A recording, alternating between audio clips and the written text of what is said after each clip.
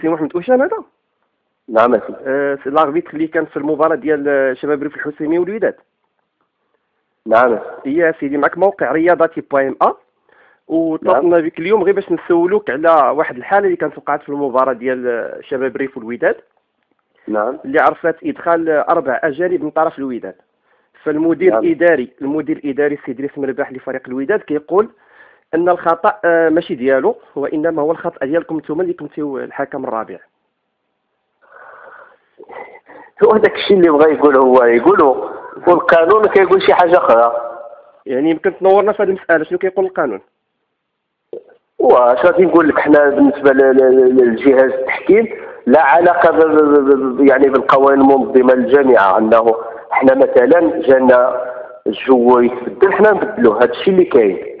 نعم، ولكن السي محمد يعني عمليه التغيير كيفاش كتتم؟ يعني باش حتى الزوار ديال موقع رياضاتي بوان ا يكونوا على اطلاع، يمكن تشرح لنا كيفاش كتتم عمليه التغيير؟ لان السي ادريس مرباح قال انه اعطاكم الورقه فيها الاسماء ديال التغييرات مع الترتيب، وان المشكل يوقع مع الترتيب.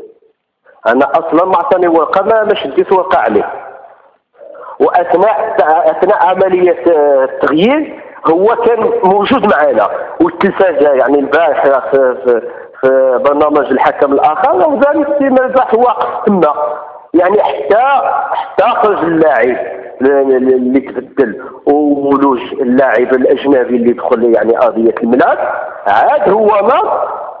عاد هو يعني حتى وصل لدكه الاحتياط، عاد تنبه للخطا اللي دار، جا تيطلب من ذاك اللاعب الاجنبي باش يخرج. هذا الشيء اللي كاين. نعم، يعني غير باش بغينا نفهموا حنا، يعني كمستمعين ديال موقع رياضاتي بغاو يفهموا هو ديك عمليه التغيير كيفاش كتتم. يعني سي ادريس مرباح كيكتب الورقه اللي فيها التغييرات مع الترتيب وكيسلمها الحكم الرابع تنظن.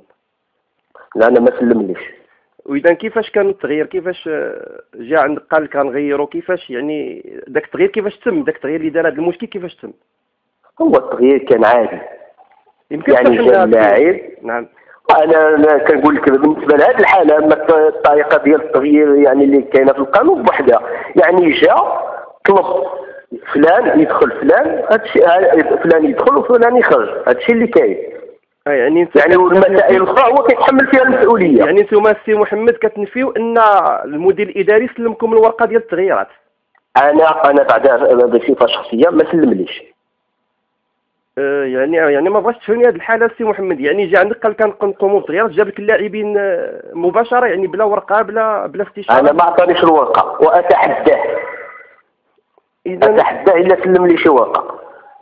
اذا شكرا السي محمد اوشان. هذه يعني كانت وجهه النظر ديالك ردا على التصريحات ديال سي ادريس مرباح اللي كان قال انه سلمك الورقه وان الحكم الرابع هو اللي كان وقع له خلط وغير الترتيب. فاتصلنا بك اليوم باش نستمع وجهه النظر ديالك. شكرا لكم سي محمد. لا شكرا.